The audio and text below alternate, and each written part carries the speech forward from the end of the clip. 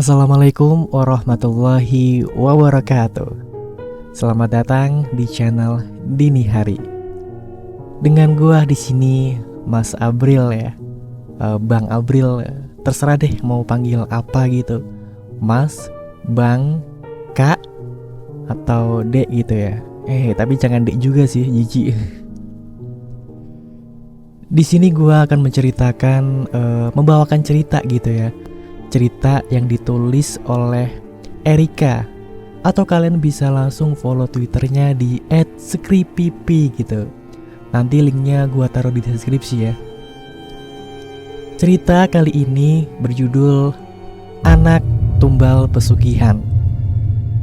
Terima kasih sebelumnya buat Erika yang udah ngizinin saya untuk membawakan ceritanya di channel Dini Hari. Oke, tanpa langsung berlama-lama lagi, langsung saja kita mulai ke ceritanya.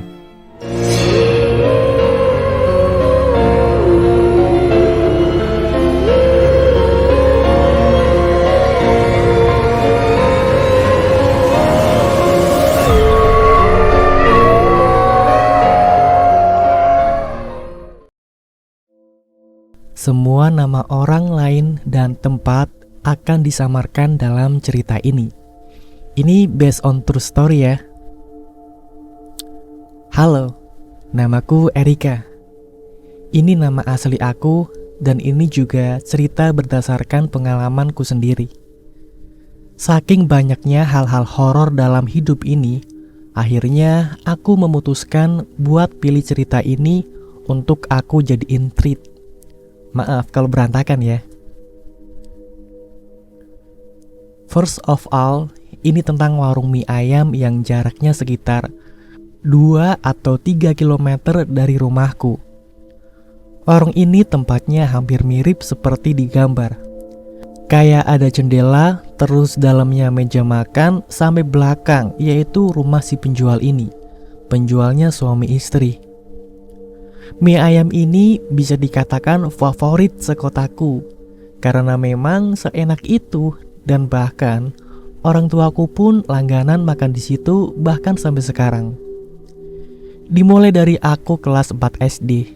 Waktu mamaku selesai jemput aku sekolah, kita mampir dulu beli mie ayam. Ini warungnya buka dari jam 11 siang sampai malam jam 11-an lah. Kesan pertama aku waktu makan di situ jelas rasanya enak banget dan gak ada yang aneh. Ya seperti mie ayam pada umumnya.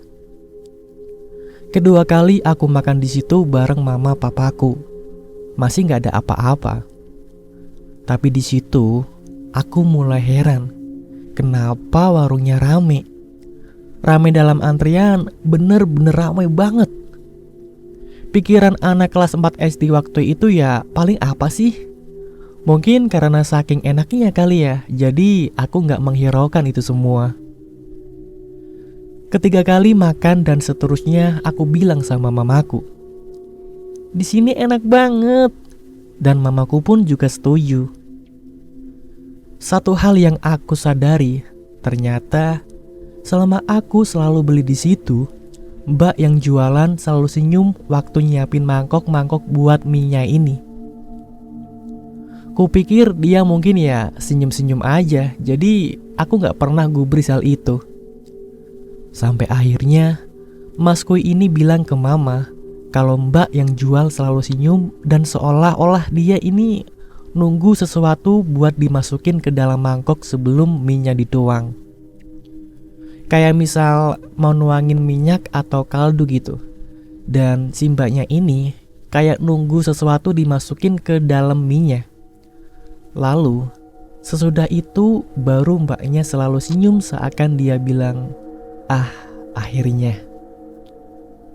Dan singkat cerita, 1 tahun berlalu aku kelas 5 SD.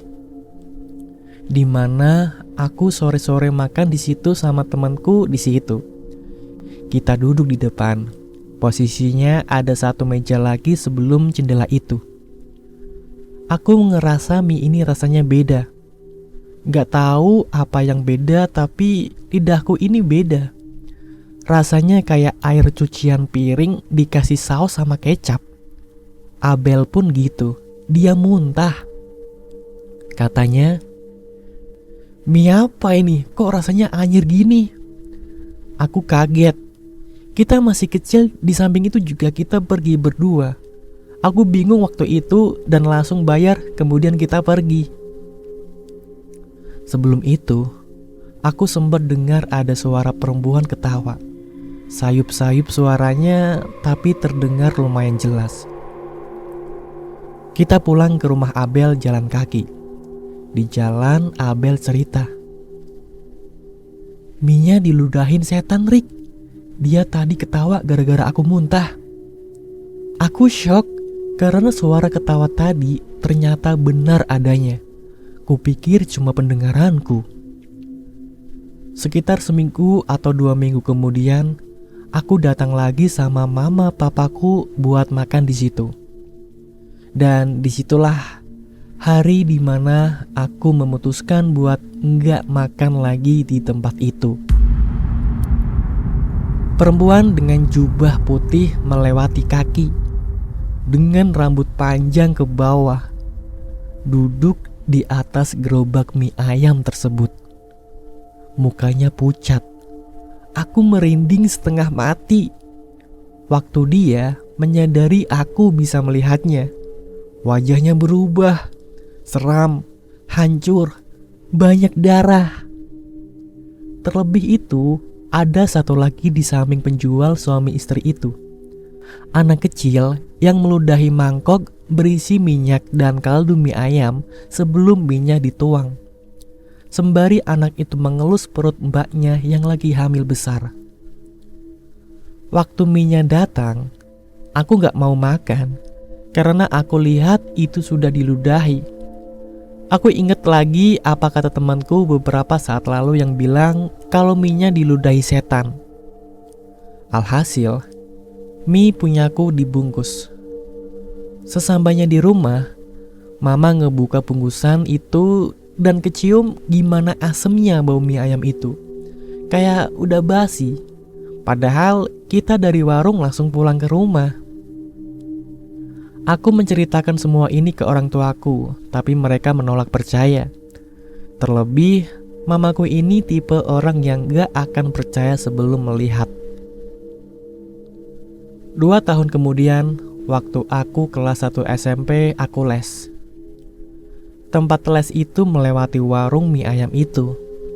Dan setiap lewat pun sama. Selalu melihat perempuan dan anak kecil itu.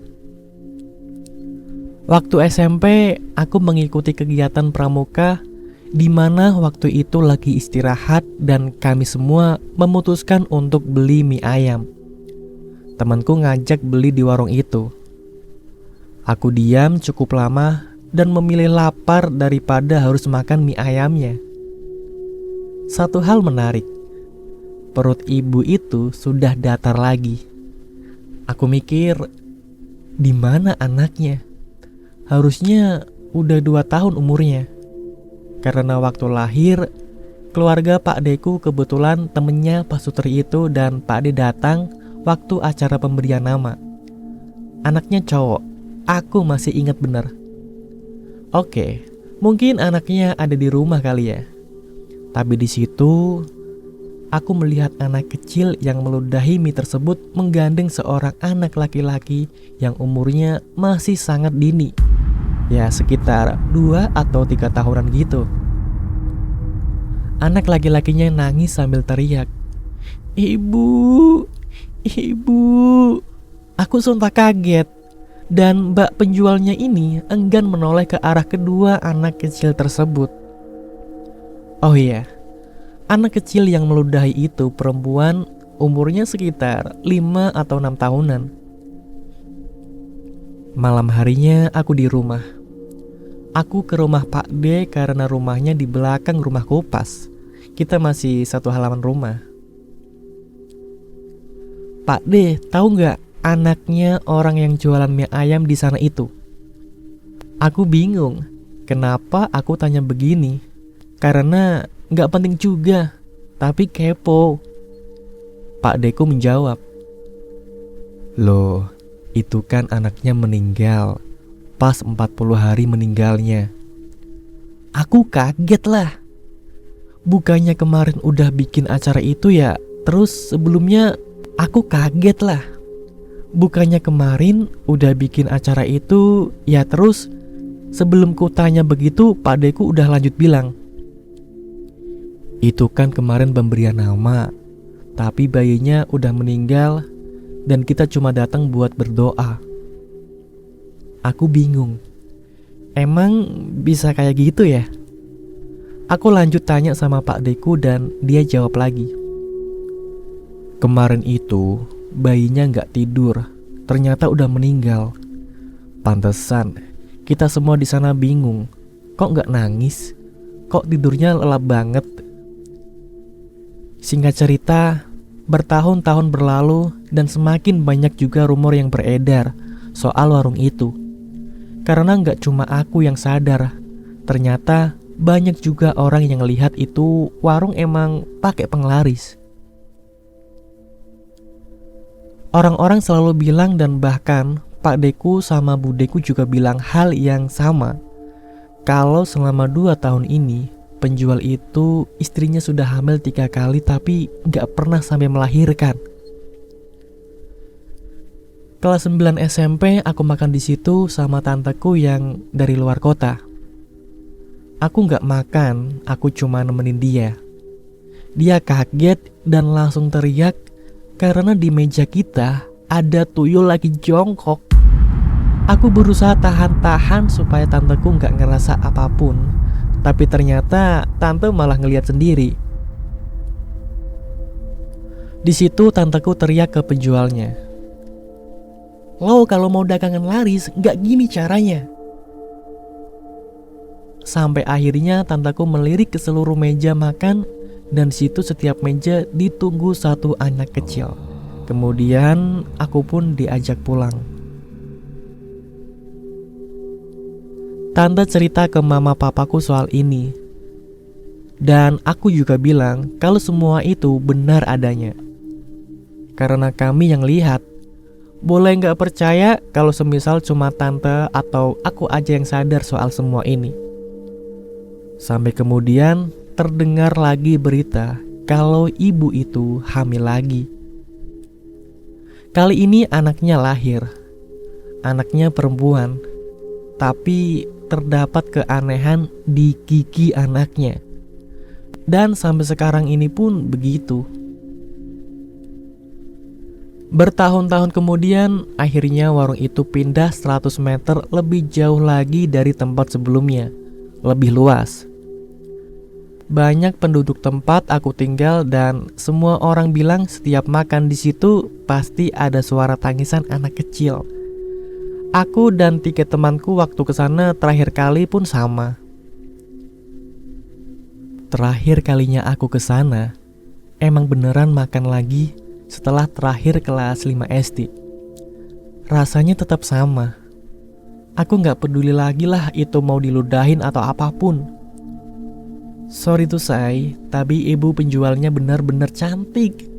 Cantik banget sampai auranya kerasa. Bahkan temanku 2 lainnya yang gak punya kelebihan buat lihat gituan pun sadar.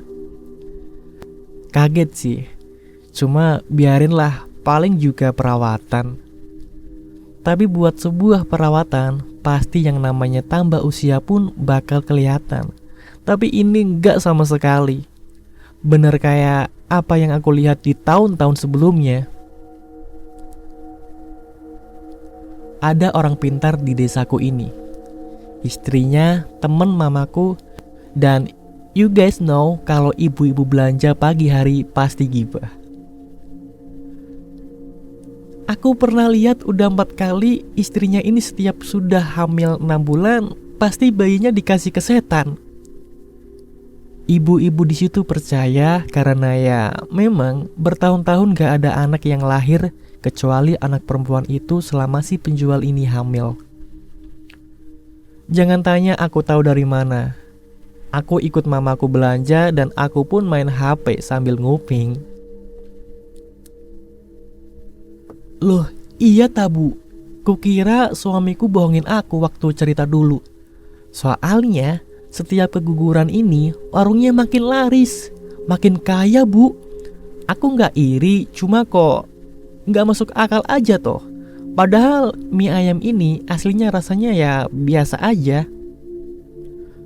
Aku sadar, emang bener gitu kok. Ya kayak rasa mie ayam pada umumnya aja. Cuma kalau dimakan di tempatnya enak pakai banget. Giliran pas dibawa pulang, ya rasanya biasa aja. Atau bahkan pernah dan seringnya nggak enak. Di situ budeku langsung datang nimbrung bilang, "Orang waktu suamiku kesana, hawa rumahnya ini panas banget bu katanya. Pengap, tapi dalamnya mewah banget. Kata suamiku sama temennya juga ada bau dupa, tapi yang laki-laki ini malah sewot waktu ditanyai rumahnya kok rada aneh ya. Terus malah diusir." Sesudah itu, ibu-ibu langsung pada ngumpul bikin kesepakatan buat datang ke rumah si tukang mie ayam itu. Buat silaturahmi alasannya. Aku diajak mamaku, ya aku ikut. Bener aja kata Pak Deku. Panas, pengap rumahnya. Kayak nggak cocok aja sama rumah mewah pada umumnya. Di situ ibu-ibu langsung pada julid. Rumahnya gede kok nggak ada kipas atau AC-nya. Aku di situ lihat sendiri. Karena di ruang tamu ke belakangnya itu ruang TV dan di sela-selanya ada sekat. Terus sampingnya jalan buat ke ruang TV tersebut, lalu sampingnya kamar-kamar. BTW, aku udah kuliah sekarang dan kejadian main ke rumah itu barusan banget beberapa bulan yang lalu. Dan waktu aku jalan ke kamar mandi, bau dupa kenceng banget. Terlebih ada satu kamar yang pintunya beda warna sendiri. Warnanya putih, sedangkan pintu lainnya warnanya coklat. Kontras banget kan ya? Di situ pintunya kayak nggak sampai ke lantai banget dan ada celah lumayan tinggi. Ada bayangan, kayak ada orang di dalamnya. Aku berusaha buat lihat dan mastiin kalau bau dupa itu benar dari situ. Tiba-tiba si ibu pemilik rumah negur kita. Sewot banget gila. Dia bilang, "Kalau udah selesai kalian balik sana. Nggak sopan banget ngintip kamar orang." Aku lihat ada bayangan hitam di balik sekat itu. Aku ngajak ibu yang istrinya orang pintar ini buat ngeliat ke sana dengan alasan mau ke kamar mandi dan dibolehin. Oh ya, ini ada part ketinggalan sebelum ke kamar mandi. Aku ceritain ya. Sampai kita semua pulang dan berhari-hari kemudian, istrinya orang pintar ini nyuruh suaminya buat ke rumah itu lagi, buat bacain doa-doa. Sampai akhirnya sebulan kemarin itu hiatus jualan benar-benar tutup dan baru buka awal April kemarin. Kalau puasa kan biasanya warung ditutupi kan ya, kalau buka gitu. Nah itu juga sama. Aku pas ngelewatin warung itu pun masih sama. Rasanya kayak tiba-tiba panas, ya something like this lah. Kupikir masih jualan mie ayam, ternyata bakso. Karena waktu malam hari ada pelangnya gitu, bakso. Tapi kata temanku jualan mie ayam juga. Gak tau lah ya, mana yang benar. Sampai sekarang jadi masih ada itu warung. Cuma semenjak didoain sama orang pintar ini jadi sepi. Beneran sepi loh. Sepinya kayak mendadak gitu. Gak tau juga, tapi tetap ada yang beli kok. Dan juga ada kayak sajen. Gak tahu juga ya, atau mataku yang gak jelas lihatnya, tapi itu ada di depan warungnya dia. Kata tetangga-tetanggaku juga dengar-dengar lagi hamil lagi. Terlepas dari itu semua, makasih udah mau dengerin cerita ini. Maaf juga kalau berantakan. Pesan aku jualanlah dengan jujur. Karena kerjasama dengan setan pasti ada hal yang harus kita korbankan juga. Anyway, stay healthy all. Thank you, love, Erika. Nah, itu tadi pesan dari sang penulis ya buat kalian semua. Dan gua di sini juga terima kasih banget sekali lagi untuk sang penulis Erika yang udah ngizinin saya untuk bacakan ceritanya. Oke, dan buat kalian yang suka cerita ini atau kalian pingin baca sendiri langsung gitu ya, kalian bisa kok langsung ke Twitternya ya. Linknya udah gua taruh di deskripsi gitu. Jangan lupa juga buat kalian yang suka cerita ini untuk share-share ke teman-teman kalian, ke grup, kemanapun itu ya, mantan, pacar, atau pacar sekarang gitu, apa sih nggak jelas. Terima kasih banget ya sekali lagi ya pokoknya ya. Jangan lupa juga untuk subscribe di channel Dini Hari, karena masih banyak cerita-cerita horor lainnya yang seru untuk kita dengarkan atau kita bahas gitu ya. Oke, gua Mas Abril di sini pamit. Sampai jumpa di cerita berikutnya. Wassalamualaikum warahmatullahi wabarakatuh.